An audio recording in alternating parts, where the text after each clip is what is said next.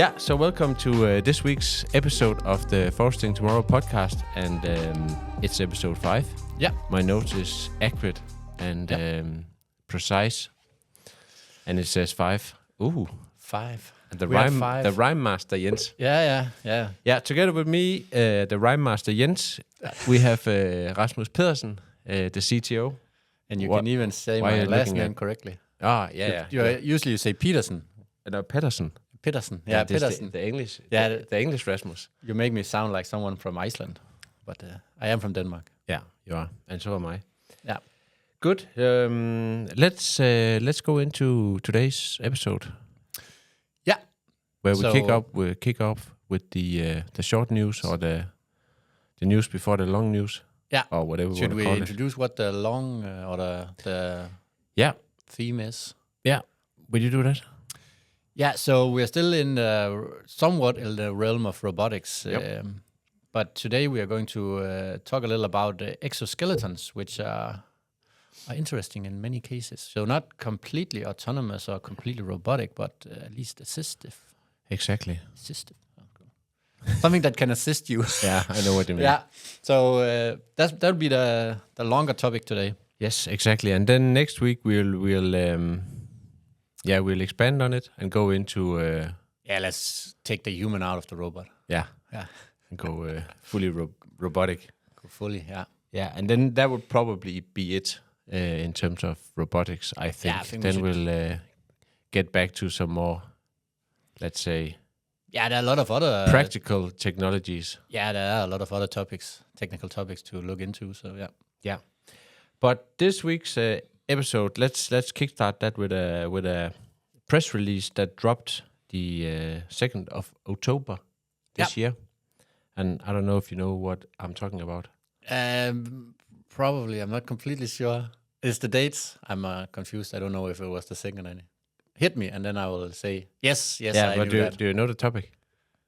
Give it a go. Press release. Is it this EUDR? Yes, it is. Okay. Thank you. Exactly. Yeah, so the 2nd of October, some news dropped, and I'm sitting here with the press release from the European Commission, and the title says, Commission strengthens support for the EU deforestation regulation implementation and proposes extra 12 months of phasing in time responding to calls by global partners. Yep. Yeah. So that's the title. And if we continue with the actual press release, it says the Commission is today publishing additional guidance documents and a stronger international cooperation framework to support global stakeholders, member states, and third countries in the preparation for the implementation of the EU deforestation regulation. There are a lot of fine words. Yeah, but it continues. Oh. So, given feedback received from international partners about their state of preparation, the Commission also proposes to give concerned parties additional time to prepare. And the funny thing comes in a bit. If approved by European Parliament and the Council, it would make the law applicable on 30th December 25 for larger companies and 3rd of June 26 for micro and small enterprises. Since all the implementation tools are technical ready. Yeah. Okay. Yeah, hold that a bit. Yeah. The extra 12 months can serve as a phasing in period to ensure proper and effective implementation. And then yada, yada, yada, it continues. But there was something that was quite funny. Let me see. And just to be clear, it is a proposal, so it has not actually been... Yeah, it's a proposal. Yeah. So we don't know yet if it will be postponed. Yeah. But the guidance represented today will provide additional clarity to companies and enforcing authorities to facilitate the application of the rules, coming on top of the Commissioner's continuous support for stakeholders since the law's adoption. At the same time, the Commission recognizes that 3 months ahead of the intended implementation date, several global partners have repeatedly expressed concerns about the state of pre-readiness. The state the partner state of pre-readiness. Yeah, so not the state of the EU. Okay, their own. Yeah, so no, the partners, That are trying to live up to the rules. Yeah. They have expressed concern. Okay. About their readiness. Okay. Yeah. I think the general belief here in Denmark is that it's EU that is not quite ready. Yeah. I've just studied, I know that this EUDR is on the complete supply chain. So we are mostly just looking into the first one or two steps in that supply chain. I'll get to that. Okay. It also said, moreover, the state of preparation among stakeholders in Europe is also uneven. While many expect to be ready in time, thanks to intensive preparation, others have expressed concerns. At least the latter one that's the stand in Denmark. Yeah. Yeah. So then there's a lot of text, which we just skip. And then we go to what you just said, the completion of the dedicated IT system. Yes. That's what we are looking at. Yeah. So it says the information system where businesses will register the due diligence statement, this DDS, is ready to start accepting registrations in early November and full operation in December. Okay. Yeah. Okay, it's interesting because I wonder what they define as full operation, because I remember, first of all, there has just recently come changes to the format of how they want stuff, which is, we can adapt pretty quickly to that. Yeah. But large organizations, it's hard to adapt to changes. So, but Exactly. I think from a technical point of view, if they say that a system is ready and you are to email the registrations. Yeah, but actually Benjamin's, so Benjamin is one of our employees. Yeah. There was,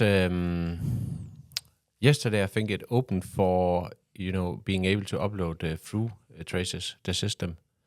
Okay. But for some reason, the user that he couldn't log in or couldn't do anything. That doesn't sound ready. Then it's not ready. No, it's almost ready. Ready. Yeah, it's pre-ready. Okay. Yeah, but listen to this. Yeah. So the information system where businesses will register the due diligence statement is ready to start. Blah blah blah. I already read that. Operators and traders will be able to register and submit due diligence statements even before the law's entry into application. Since the system's pilot testing with 100 companies conducted in January, that's quite a long way back in terms of, working with software. The Commission put in place several additional measures, including creating a single point of contact for IT support for stakeholders. I would not like to have that job. No. Development of an interface that allows machine-to-machine connections to the system without the need for manual data input. Yeah. More than 250 private stakeholders are developing this feature on their side. So it's 251. No one has asked us, I think. I'm also concerned that if 250 companies are developing up against something that is not, stable, it's just, really? Why not just one, until it works? Yeah. But yeah, a lot of numbers. Support to test the geolocation files for stakeholders and providing feedback, videos, and detailed multilingual user instructions about the system. Training for interested stakeholders. The first one took place in Brussels on 25th of September, and online training will take place from second half of October. So that's it. And then what you said, it's not it's a proposal. Yeah. And then there was some guy. I'm sorry, I don't know his. I do know his name. He's called. His name is Mark Donaldson. But he actually wrote a pretty funny post yesterday. So yeah, on LinkedIn, right? Yeah, the truth about EUDR. Contrary to popular belief, EUDR has not been proposed. The EU has only issued a statement advising that the Commission has made a proposal to the Parliament and the Council to deploy the implementation by 12 months to the 1st of January 26. And then he goes into what it actually takes in order to have this proposal accepted. So there's a number of lengthy and complex procedures that must take place. So 1, the Parliament responsible committee will have to appoint a rapporteur. Rapporteur. Okay. And shadow rapporteurs who has to draft a report with potential amendments to the Commission's proposal as a recommendation for a vote. And then 2, Council will convene a council working group to also scrutinize the proposal and find a common position on it. This has to be signed by ambassadors. And then 3, at the last stage, EU Commission, Council and EU Parliament will hold a so-called trilogue where they will try to find a compromise if the proposal of the Commission has been changed. And then 4, the final text would be submitted to lawyer linguists for translation into the 24 official languages. Subsequently, it will be published in the official journal and enter into effect 3 days thereafter, according to the Commissioner's proposal. So even if it goes to plan, the full procedure will take 6 to 8 weeks. And any slight delay, and there are many possible banana skins en route, he says, and the process will run out of time before the implementation date of January 1st, 25. If this happens, then the EUDR will come into force by default. Well, first of all, yeah. Wow, bureaucracy. Yeah. Yeah. And then just the process you described, that he described, almost sounds like that's a 12 months something. It's just, wow.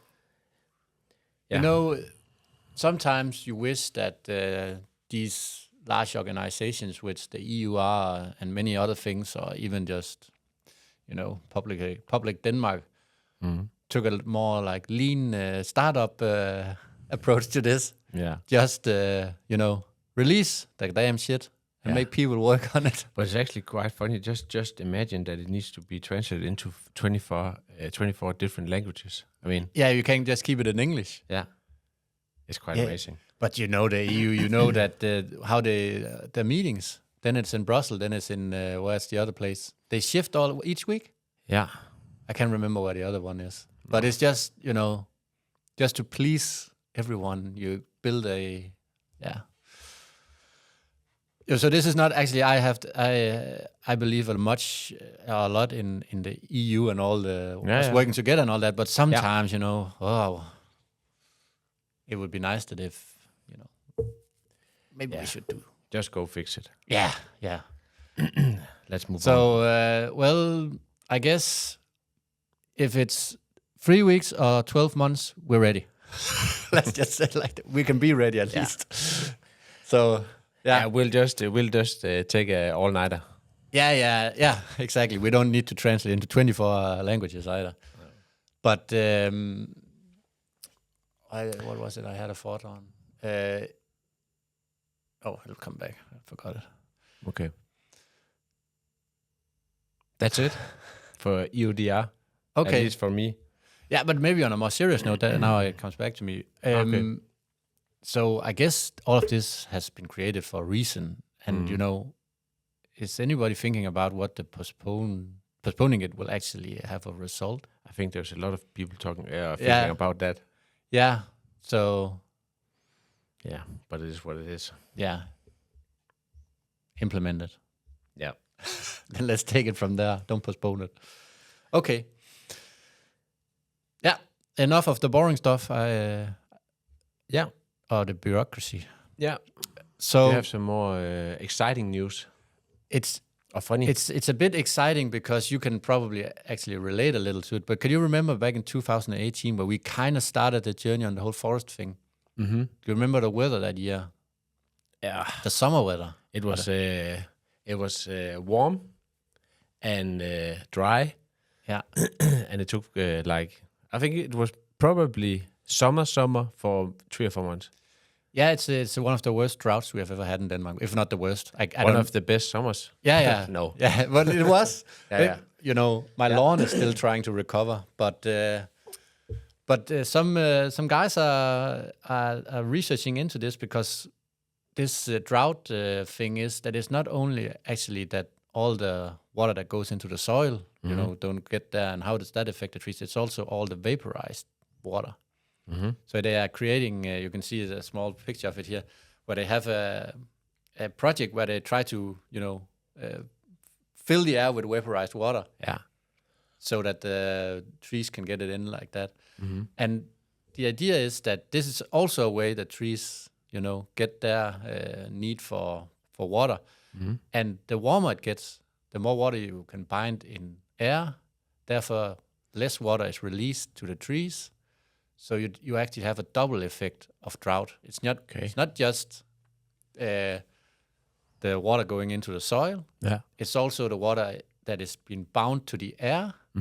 So therefore, it creates this cascading effect, which just will make it worse until the trees die. Yeah. But so what will this do? This is a test to see how they don't actually completely know what the effect is. So now they are taking an area and they are vaporizing the air more. So there's more vapor in this air than the air can bind. So to see how well that will the trees will grow, given that they have a more moist environment. Yeah. So just to explain it, it's like poles. Yeah. Like very high. It's very high poles that goes above tree height. I think. Yeah, exactly. And then they just pump water out. This you see them in supermarkets. Yeah, exactly. In the green area. Yeah. But what it comes, can you remember when, I think it was in 19 or 20, we then went into the forest where at the Mettes place in Øland, where some of the trees began to almost explode. No, not explode. What's it called? They like split because they are so dry. So their ability to bend with the wind also gets worse because they dry up. And I can just remember then the explanation there was that's from the drought of 18. So you have this, the trees are actually affected years after a drought. So yeah, I've talked with a lot of customers about that. Yeah, they're still affected. The years after, yeah. So it's just to say that, the interesting thing is here with all the climate changes and so on, that it's just hitting in from so many angles. Yeah. And I don't, all this EUDR we talked about last time is more like, how do we humans affect? Okay, we also affect the climate, but how does the climate then actually also affect it? So we have all of these things going into the woods or the forests. Actually, him, Mark Donaldson, I saw on his LinkedIn, he's into, I think, cacao. Yeah, I saw that as well. Yeah, but they are also under pressure because of climate change. I mean, the cacao is so much more expensive now. Yeah. If you buy, chocolate have increased heavily in price. The last couple of years. Exactly. Can you remember when it was vanilla? No, freshly vanilla. it completely exploded in price. It was after like Corona. Okay. So it was because everyone was home baking. Yeah, probably. But yeah. Okay. Where's that? Where's it from? It's from my favorite. Okay. Which is Forest Tech Innovative. So will it be like? So it's on a trial basis. Yeah. This is just early experiments to find out how affected are the trees actually, and it's called Air First. Air First. Yeah. And did you say where we were at? Let me see. I think this is the US. Let me just check. Yeah. No, it's it's the Swiss Federal Institute for Forests, so it's in Switzerland. Okay. Interesting. Yeah.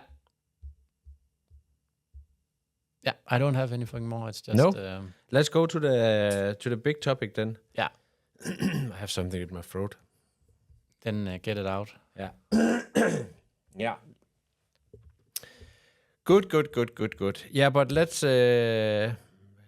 kick things off. I found a quite interesting site It's called forsilvitech.com, which actually has a pretty good article on exoskeletons. And so let me just read out what exoskeletons are. And for Silvertech, now you're in a forest news site. Yeah, I believe so. Yeah, exactly. It looks like that. Yeah, so an exoskeleton is described as a wearable device that is worn to enhance strength and performance to complete various types of work. Some of the main functions of exoskeletons include performing natural, difficult, and labor-intensive tasks, such as heavy lifting, bending, and walking with loads. There are two main types of exoskeletons, passive and active. Yeah. And I have some more on this in a bit. So historically, development of exoskeletons was initiated in the mid-90s and subsequently evolved as knowledge and technology expanded over time. Initial versions of exoskeletons were in the medical field, primarily for physical rehabilitation when people were affected by stroke or spinal injuries, as well as military applications to augment a person's strength and endurance. So over the past decade, the use of this technology has been increased in various industries such as manufacturing, construction, logistics, and agriculture. And then coming back to this active and passive exoskeleton, because you're by far the one that knows most about this than I do. I wasn't aware that there was actually two types of diff. The one that I had in mind is the active one. That's probably what most have in mind, because that's what you see in in movies. Exactly. Yeah. So let's just go over it. So active skeletons use the drive system as motors, hydraulic system, or pneumatic system to enhance human strength and reduce the body's energy consumption. And then the passive ones, they use, for instance, elastic materials to store and release energy during lifting. Yeah, you can think of a spring, mechanical spring. That makes sense. They do not use a power source, but use, as you say, springs or dampers. Exactly. Yeah. So, and then of course, coming back to forestry, then we all know it's quite or can be manually intensive activities such as soil preparation, planting, pruning, and so on. Will of course be hard for the body in extended periods of time. Yeah. So it actually makes quite sense for this technology to enter into forestry, I think. But it doesn't seem that it's a common thing. No, it makes sense in a lot of manufacturing as well. Typically, if you have heavy lifting is one of them. We can get back to that because there are some limitations we can go through. But also, if you have repetitive tasks, like any other mechanical system, the human body is also some sort of a mechanical system. So it has a limited number of repetitions of something until it wears down. Yeah, and people that work with that, it makes sense to have something that assists that, so you don't have your muscles have to do it all the time. Actually, just sometimes if you have repetitive tasks with a mouse on your computer, it goes directly into your arm. Yeah. So repetitive tasks is horrible. You have that in a lot of manufacturing jobs. So, passive and active. Maybe you actually just answered some of the questions that I had, because if you look, I found a page called Suit X, which looks, the page looks quite, let's say, modern and techish. And if you look at the exoskeletons, it looks quite futuristic and to be honest, it looks like a proper product that it is actually something that you can use. There are products out there you can buy. Yeah. Because if you go into the success cases, then you actually see a lot of applications. So Hermes Germany, Airbus, Mazda, Toyota, Deutsche Bahn, Power Grid Operation, MAN Truck, DB Schenker. So there's a lot of companies that seems to be using this kind of technology. What you can see here, it's a lot of manufacturing, and it's probably Deutsche Bahn is probably also, they bend a lot, I guess. Lift heavy. So it's mostly for these, again, repetitive tasks in manufacturing, or heavy lifting. And this, I think, so one of the interesting things is, of course, to find out what are passive and what are active in all these. You will definitely see much more passive, I would guess, because, well, first of all, it's cheaper. Yeah. Second of all, it's much more, somewhat an easier system. You know what? Not so complex. I would also say active ones, it freaks me out. Yeah. It seriously freaks me out.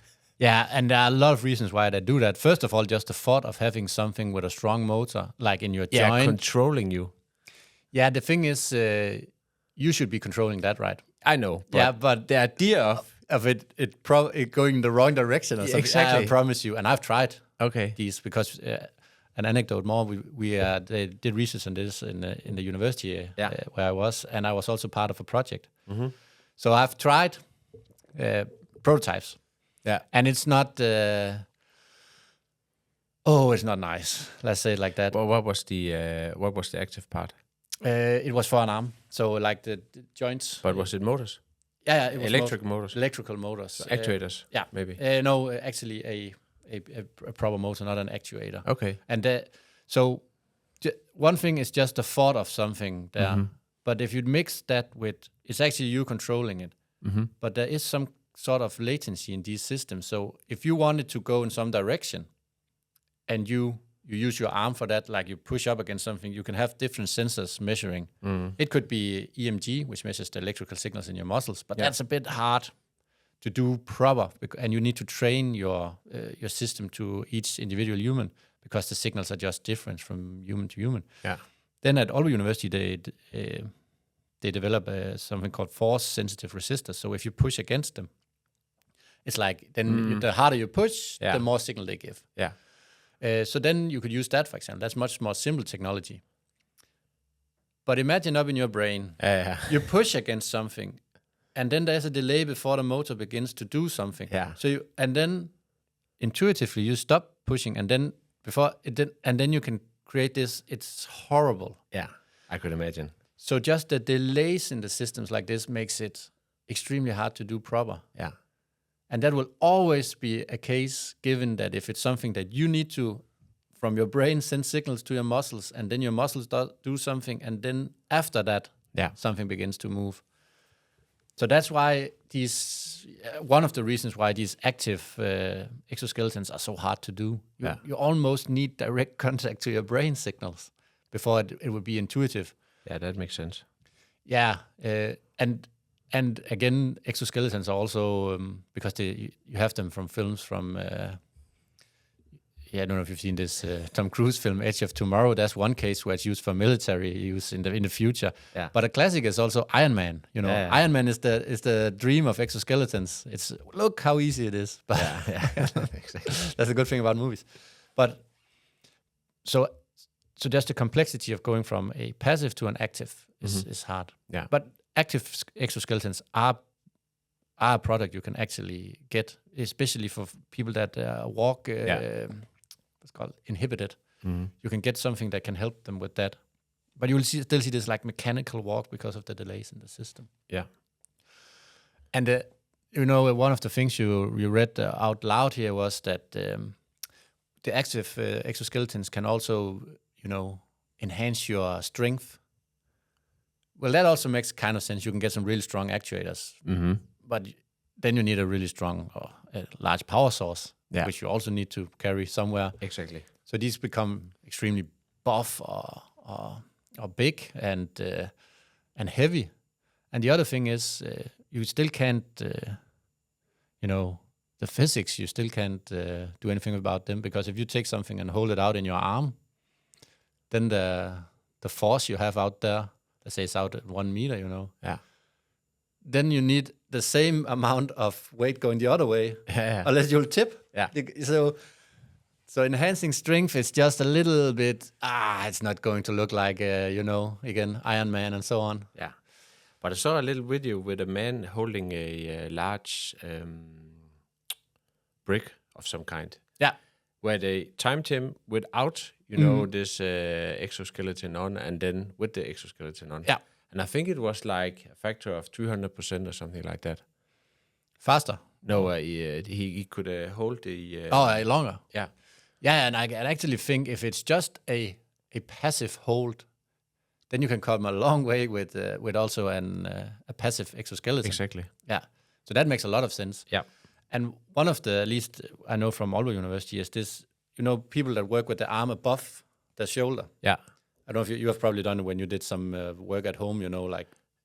head trimmers. Yeah, and stuff like that. Yeah. You get so fatigued in your shoulder, and your shoulder and don't really like this. No, you start off, and it goes like... Whew. Yeah, and then quickly you fatigue. Yeah. But the idea for a passive exoskeleton would be to put a spring from your elbow and down to your waist, and have that push up against. So then when this will now be my resting position. Yeah. So I don't use any energy, just having my hand above my shoulder. Yeah. And then I work up here. Yeah, then it'll be you're free to control. Yeah. And you just kind of support the lower part of your arm. Yeah. So you're free to work up here. Yeah. But you don't use as much energy because you now have something holding. Then it will be much harder to get your arm down because then you need to, go against the spring.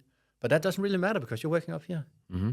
So a lot of the exoskeletons are actually for these kind of... You limit... specific use cases. Yeah. Because that was actually what I was trying to say before. I mean, if you look at some of these industries, for instance, car manufacturing, I would just imagine that those were pretty sort of repetitive and with not that much variety in it. And to that, of course, that it makes totally sense what you just described, where it's like use case based, what it can actually do. But do you think there is like a general purpose exoskeleton? Because I would imagine some of the work that you do in forestry will probably depend a bit. Okay, I also know that people go around and prune trees and work above shoulders. Yeah, not that There's much. some videos of it actually in the article. And of course, it makes sense to have that kind you just described, but like a general purpose passive exoskeleton. Yeah, you could say a lot of also manufacturing jobs, but that would also probably go for forestry. But a lot of them you have to be, as you know, you're standing up. And standing up for 8 hours is also hard. Yeah. So if you have some sort of kind of support, that could again be passive for your knees and your hips and your back, then a lot of that stress that goes into that from just standing and moving around, then you can place that stress down in the mechanical parts of the exoskeleton instead of your body. Yeah. And that can elongate how long you can work, for example, or you don't get injuries. Yeah. Again, forestry, I think a lot of the manual labor there would be from moving a lot around, cutting down trees, pruning. So there are a lot of... planning? Yeah, planning. And of course, if you walk around, again, in an unstructured environment, which most of the forest is, you can't have these big bulky ones that... you need to be able to move your steps needs to be and stuff like that. Yeah, it's pretty difficult. Yeah, it's a complex environment. Yeah. So and also they are probably still fairly expensive, these exoskeletons. Maybe. Yeah. At least the active ones, I'm completely sure are. On this suitx.com, okay, I haven't spent that much time going through the site, but at least I find some prices. But it says our experience packages. So there's experience basic. So it has so a shoulder air exoskeleton, and then some virtual company test phase, so some kind of assistance, it starts in close to 3,000 euro. And I don't know if that's a one-off or subscription. Yeah. It's probably a one-off. One-off, and and then. But again, coming back to our experience with robotics, autonomy robotics in the cleaning space. Yeah. I mean, at first, these business cases, they sound like it's a great investment. Yeah. And it's probably the case. I mean, it's also hard to talk about business case when people's sort of health is involved. Yeah. But in the end, I mean. But what you probably, and I actually thought it just before we started on this exoskeleton thing, because a lot of the manufacturing companies also, have their, like in China and stuff like that, there they don't typically care that much about the people. So, so yeah, but it's a hard. I agree with you. It's one of the arguments I saw here was also that you can lower sick days, you can increase people's health and stuff like that, which is also important from a societal point of view, just not just for that business point of view. Yeah. So yeah, I probably someone has also done some calculations on it.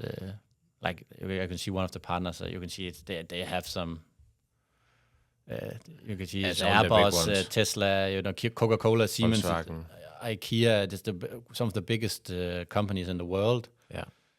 So someone of these guys have definitely calculated something on it. So, but there, I think the business case is also much easier to. Yeah, in the manufacturing. Yeah, it is. Where in forestry, it's probably a bit hard. Yeah, it's manually intense, of course, but it's not like manufacturing in a car factory. It's also coming back to this. I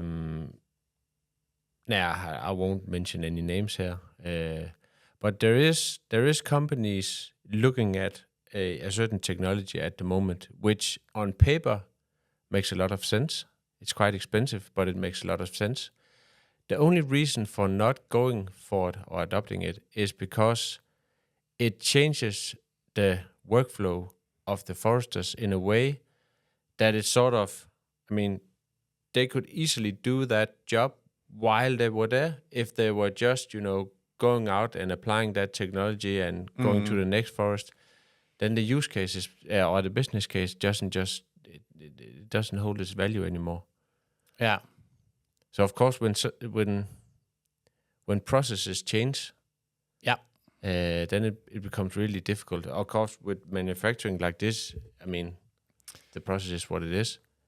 And you probably also read about that Tesla opted in for way more automation than other partners, but had to back that off a bit because there are simple levels to this that you need, at least for now, you still need people in there, and So that I agree. It's pretty clear for most of the companies mentioned here on SUDEX's homepage that it makes sense.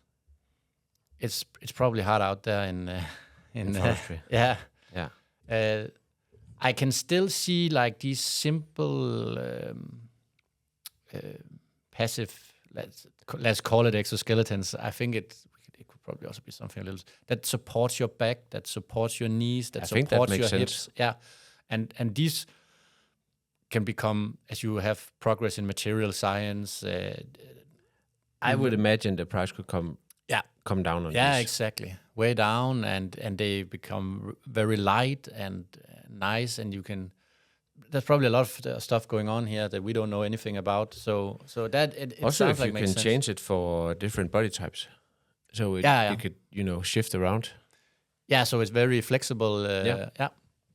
So I think from a near technology point of view, a near future, these passive ones could be of interest to look into. Maybe to these longer topics, we should have like a rating on how how what's the word I'm looking for? If it could be applied to forestry in the near term or some kind of it's some scale or something. I think that I was also this you could what's it called when you predict that something enters or something like that. But I think I like the idea of a scale of how applicable is this actually now. There is on YouTube. There's it's actually a site called Car Now, and they test drive cars. And they have he has like should you shortlist it or should you buy it right away or should you just forget about it? Yeah. So maybe we should have a score similar to that. Yeah. So without any, where are we on exoskeletons? If we divide it into passive and active. Active, I don't believe it. No, not really. Again, given that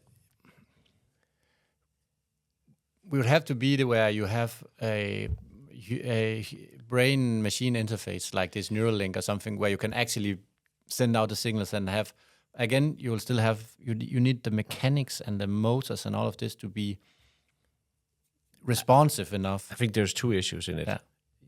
The latency, which you describe, and then,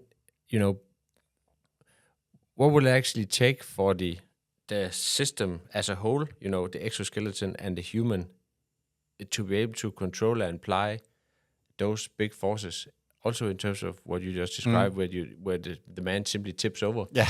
I mean, there's just so much physics involved. Yeah. But it would look awesome if a guy just go into the woods and then come out with a... He cuts also the trees down with his laser beam. So yeah, exactly. Active exoskeletons for other things that like more rehabilitation and stuff. I don't. We probably go more for let's just build the robot then. Why have a human in it? Yeah, but the passive then. That I think that's near future. Exactly. If it's not already there, that product's already there. I guess it's almost like a no-brainer. Yeah, I think. Yeah. Of course, it depends on the price. Especially for these, knees, hips, back things. But also, if of course, now it's a podcast with which can be consumed with only listening to it, so it's hard looking at. But here, there's actually a guy on this picture with brush cutter. Yeah, that is mounted with like a backpack. Yeah, and a arm where it's suspended. Is that an exoskeleton in some way, or that would probably go into categorizing as a passive exoskeleton? But again, I agree. When is it an exoskeleton? When is it just a backpack? Yeah. So it's a good question. Seeing because it definitely makes sense, and that's something that is used.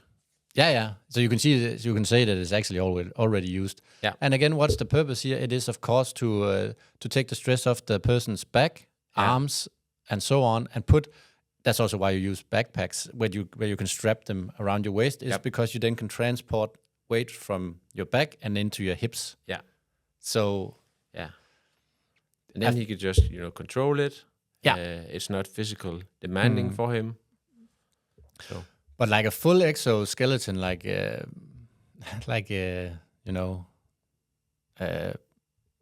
and everything from like Iron Man and so on. Do you actually know what the most complex joint of a human being is? Let me think. Foot? No, I don't know. It's the shoulder. Shoulder? Yeah. Are you sure? Completely. So the reason why the shoulder is the most complex is that if you just look at the degrees of freedom, how many degrees of freedom do you think there is in a shoulder? You